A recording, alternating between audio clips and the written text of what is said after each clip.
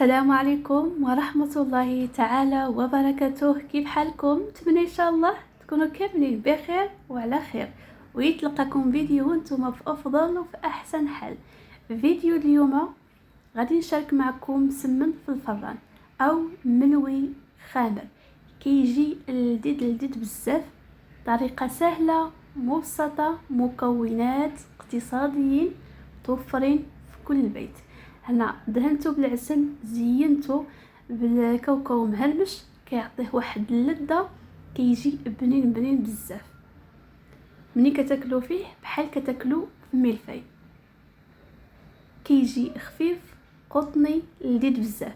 تابعوا معايا الفيديو حتى الاخر. قبل ما نبداو الفيديو ديالنا صلوا على سيدنا محمد. اللهم صل وسلم وبارك على سيدنا وحبيبنا محمد وعلى آله وصحبه أجمعين. ما تنسوش أنتم صلوا على حبيبنا محمد، ناخذوا الأجر جميع.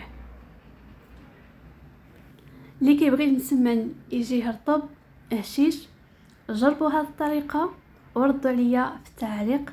كيجي بحال ملفاي، كيجي رطب بديك النكهة او بديك الاضافة تاع التزيين بالعسل وكاوكاو، كيعطيها واحد البنة اكثر، كتجي لذيذه بزاف. نبداو على بركه الله الطريقه ديال التحضير. هنا غادي نحتاج 300 غرام تاع الدقيق، غادي نضيف 150 غرام فينو، كاس ونص نتاع العنبه، وغادي نضيف الملح، غادي نضيف واحد المعلقه صغيره ما عمرش من خميره فوريه، واحد الكيس من فئه 7 غرام تاع خميره الحلويات، وغادي نضيف هنايا معلقه نتاع الخل، كيعطي العجينه تاعنا طراوه، كتكون عجينه رطبه وخفيفه. غادي نضيف 2 معالق نتاع زيت نباتيه. غيبقى ليا هنا في الاخير العسل، غادي نضيف هنا معلقه كبيره نتاع العسل هكا باش تعطينا القرمشه للعجينه، كذلك كتعطي اللون، كيجي اللون موحد كما لاحظتوا معايا، لون ذهبي. بالنسبه للماء، نفس الكاس اللي خديت منه العبار تاع الفينو عامر بالماء، وكتبقاو تضيفوه تدريجيا على حسب الخليط نتاع العجين، كميه نتاع الدقيق. تعجنوا بيديكم او بالماكينه، ما كاين حتى شي اشكال. نحصلوا على عجينه تكون رطبه. هنا كناخذ واحد الكيس كندهنو بشويه او كنرشو بشويه تاع الزيت هكا باش ما تلتصقش ليا العجينه تاعي مني نزولها من الكيس. كما كتلاحظوا غنخليها ترتاح تقريبا واحد نصف ساعه، وغادي نرجع ليها نبدا نشكلها كريات. هنا غادي ندير تقريبا، يعني غادي نديرهم متساويين باش يجيوني 3 نتاع مسمنات كبارين في الفران. فكل مسمنه كندير فيها 4 الكريات. غنقسم العجينه على 12 الحبه، كل مسمنه كندير فيها 4 تاع الحبات. بالنسبه للعجينه، الا كنتم مدروكين وما عندكمش الوقت يعني تشكلوا هذيك الساعه، خليوها في الثلاجه تقريبا واحد ساعه حتى لساعه ونص. هنا قسمت العجينه تاعي على 12 حبه، غادي نغطيها باش ما ديرش ديك القشره من الفوق، وكناخذ اول وحده اللي قطعت من العجينه كنبدا نسرحها بهذا الشكل. بالنسبه باش تندهن، خديت الزبده ذوبتها مع زيت نباتيه. هنا كنسرح الاولى، كنشكل على شكل مسمن عادي، وكنبدا ندير وحده في وحده، يعني في المجموع 4 نتاع المسمنات.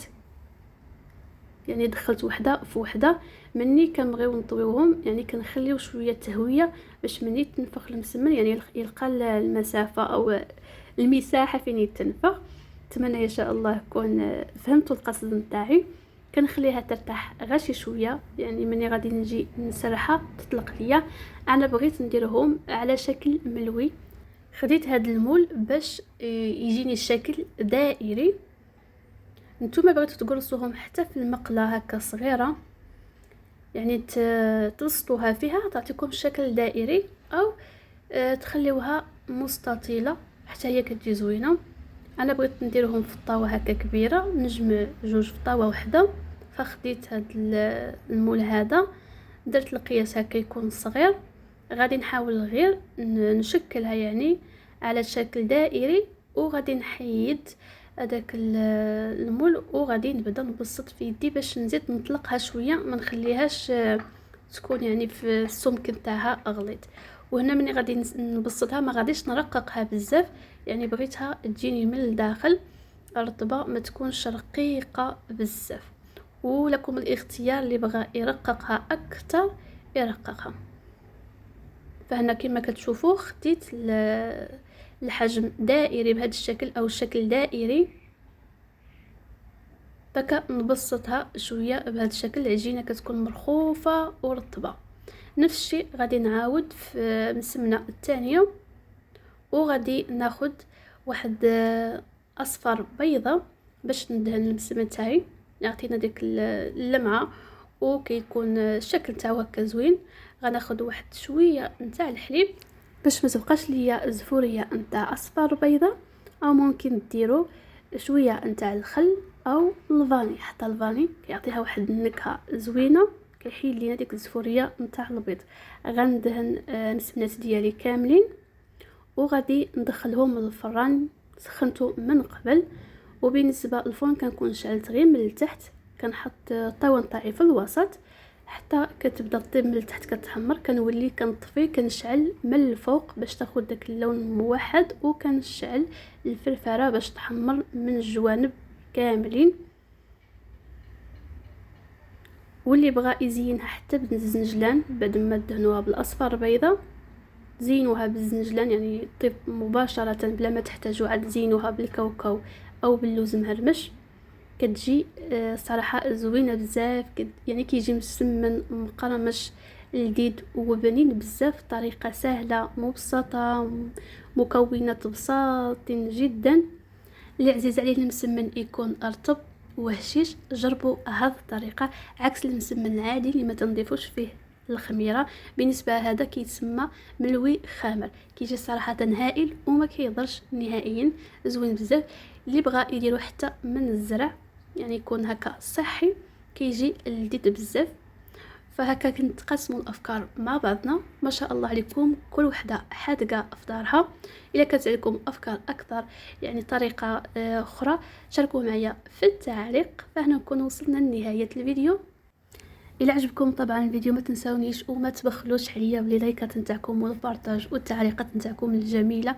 خليتكم على خير، تهلاو في راسكم حتى الفيديوهات الجايين ان شاء الله باذن الله. السلام عليكم ورحمه الله تعالى وبركاته.